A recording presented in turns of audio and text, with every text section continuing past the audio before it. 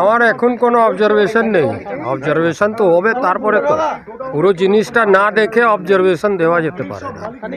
Sir audit, fire audit বা fire inspection হয়নি বা হয় না, আপনি যে জিনিসটা আমার মুখ দিয়ে বলাতে চাইছেন ওটা পারবেন না। ফায়ার অডিট হয়, হয়তো এর হয়নি, আমি আগেও বলেছি আবার বললাম। বাট আগে ফায়ার অডিট আমাদের করা হয়, ফায়ার অডিটের বেসিসে অনেকটা কমপ্লায়েন্সেস আমরা পাই। কিন্তু স্যার এইটা নজর এড়িয়ে গেল কি করে আপনাদের? এই গোডাউনটা কিভাবে নজর এড়িয়ে গেল আপনাদের নজরে এলো না কেন এই গোডাউনটা?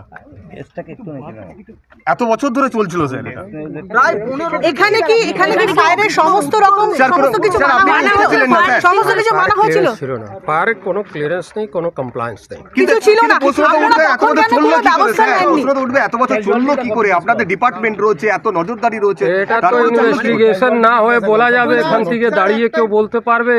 আপনি আগে তো ইনভেস্টিগেশন করতে হবে না, কি ব্যাপারটা কি, কোথায় কি আছে না আছে, না ইনভেস্টিগেশন হয়ে কিছু বলা যাবে। পুরো দায়টা তো আপনাদের উপরে পড়বে স্যার, পুরো দায়টা তো আপনাদের উপরে পড়ে যাবে স্যার। ইনভেস্টিগেশন হোক, ইনভেস্টিগেশন হওয়ার পর ক্যাজুয়ালিটি কত? স্যার ক্যাজুয়ালিটি কত? স্যার ক্যাজুয়ালিটি আমার জানা নেই, ক্যাজুয়ালিটি পুলিশ বলবে ওটা।